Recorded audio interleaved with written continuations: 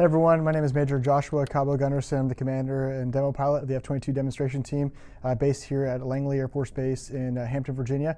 And today we're going to break down the F-22 demonstration maneuver by maneuver and kind of give you some insight and some background to each maneuver.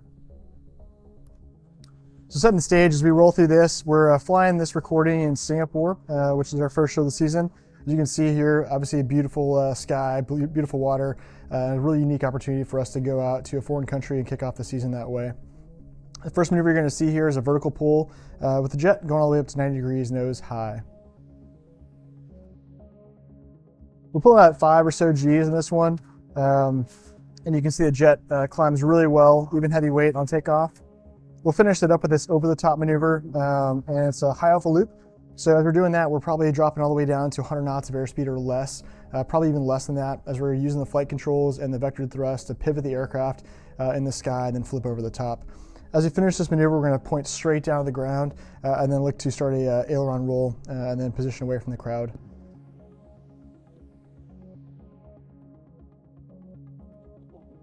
Next maneuver here is a minimum radius turn. So this is going to be just representing what it looks like from an F-22 perspective to do a max G minimum radius turn. We'd use this in combat to outturn an adversary aircraft and using the obviously the thrust to weight ratio of the F-22. When we take off, we actually have more thrust than we weigh on the ground. So our ability to turn really quickly and really tightly is pretty much unmatched across the fighter community.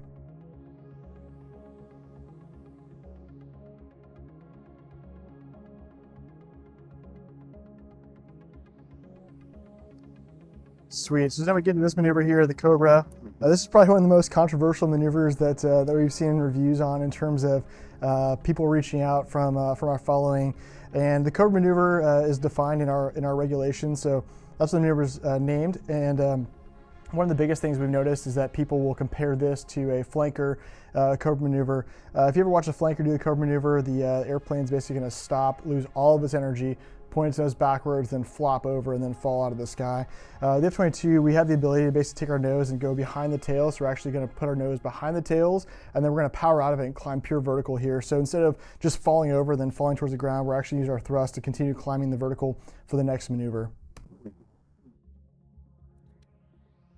This is probably about a minus 1.5 G push or so to get back to wings level.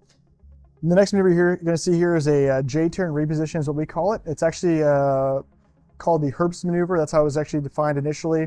And it's basically for any kind of jet that has a post-stall maneuvering ability. So our jet with the flight controls and the thrust vectoring has the ability to continue to fly and maneuver the aircraft. Actually not really flying, but still maneuver the aircraft in complete control even when it's post-stall. So the aircraft is no longer producing effective lift to fly the airplane anymore, but it's still going to pivot around a piece of sky as you're seeing here in the J-turn reposition. We'll get down to like 20, 25 knots in that one, which is pretty cool.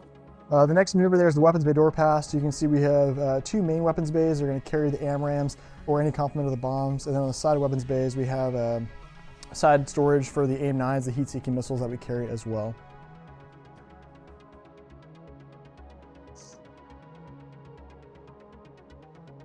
Quick little reposition.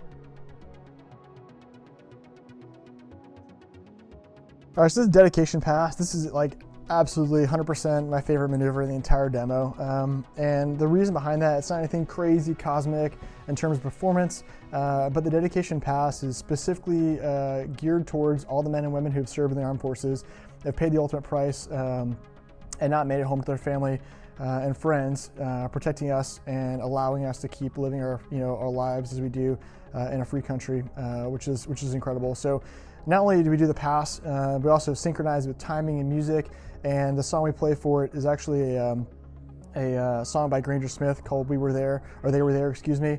And that song is dedicated to 5 specific armed forces members and their families who are Gold Star families, meaning they didn't make it home from the AOR or the area responsibility. And it's one of those passes to me that invokes a lot of emotion because of the meaning behind it.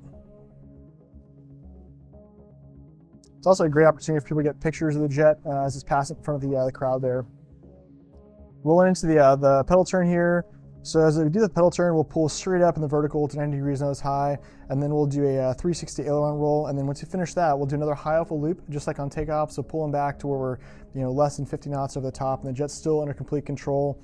And then we'll level out, as you'll see here in a second, where the nose is back to the horizon, and then we're using full pedal and stick in the direction of turn, and we're at 60 plus alpha. What that means is that our angle of attack is greater than 60 degrees, and the jet basically is just falling, but under complete control using the vector thrust and the rudders and the stabs in the back there.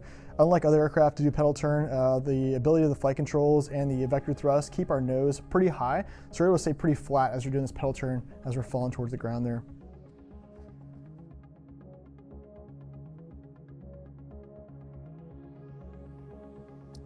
This one's pretty awesome, the power loop.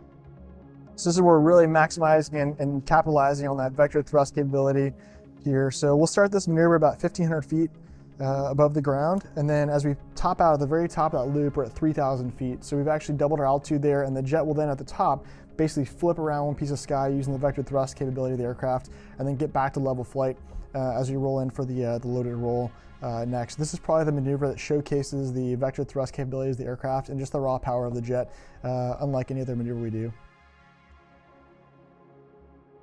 It's the loaded roll, which honestly is pretty neat in the sense that we fly this up to 36 alpha. So we're flying this close to the lift over drag limit of the aircraft. So above a certain AOA or angle of attack, we're no longer producing lift, which means the airplane's no longer flying. So we're flying this right at that limit and getting a nice big barrel as we complete this maneuver on the backside there. This is always a crowd favorite, the tail slide. So you kind of missed a little bit in the video in terms of the entry, but we'll fly this typically in American shows. We'll fly this right over the crowd and then pull straight up in the vertical. For international shows like Singapore, we weren't able to fly behind the crowd or over the crowd, so we staged this from in front of the crowd and then entered this tail slide. As we enter the tail slide, I'm bringing the throttles all the way back to idle power. The jet's gonna hold up there and maintain that attitude up nose high, and then the jet's eventually gonna run at airspeed, be post-stall, so it's no longer flying and it's falling straight backwards and under complete control once again based on the flight controls. So you see in this video here on the right side of the screen, the stabs are completely, like dancing around. It's pretty neat to see that from the ground perspective. In the air, I'm super focused on just the HUD or the heads-up display to see the parameters to make sure everything's safe, because especially with relative wind and things that are happening in the environment could impact the tail slide a little bit. So I'm just constantly watching that to make sure that all the parameters are met and we get an effective tail slide out there.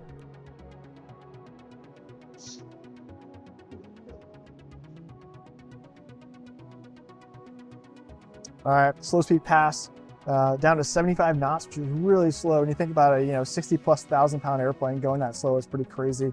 Then we'll power out of that. So once again, from 75 knots, using all the 70,000 pounds of thrust the airplane has to power straight up in the vertical and climb up for a split S reposition. I'm doing about 45 degrees nose high out of that and climbing max AB. And then we're looking for 4,000 feet and 200 knots for our target parameters to complete that split S maneuver. As we come out of the vertical, we're looking to set up the high-speed pass, which is going to be all the way up to 0.94 Mach, shooting about 600 knots or so, which is below the speed of sound there. Speed of sound is about 621 at sea level, depending on some atmospheric environmental considerations, but just below the speed of sound. And then looking to climb straight up in the vertical, showing just the acceleration piece of the Raptor. And to be quite honest, this jet accelerates unlike any other airplane in the world. I mean, going from 350 knots to 600 knots happens pretty quickly. So we started climbing there in the vertical to start slowing down the airspeed a little bit to maintain that control of the aircraft.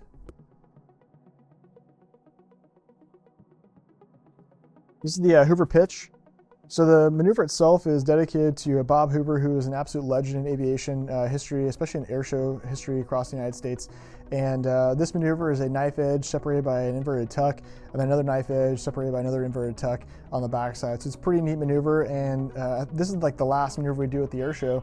And as you can imagine, with a lower and lower fuel weight as you burn gas, you can definitely get to a lot of G's on this backside because the jet's accelerating. You're in max AB, it's very light. And I've probably hit the most G's in any demo in this maneuver specifically.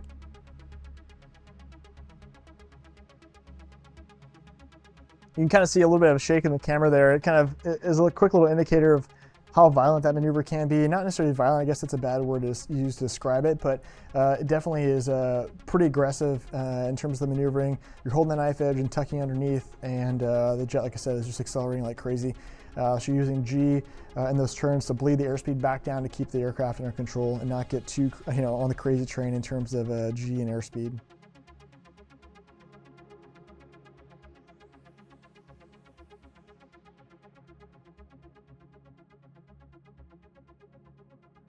Try to line this maneuver up so that way you can see the afterburners right on the crowd center so people can see that, which is a pretty neat perspective for people to see, especially when those things are light and right in front of them. So that kind of wraps up the demo in terms of maneuvers themselves. We hope you guys enjoyed play-by-play of all the maneuvers in the demo.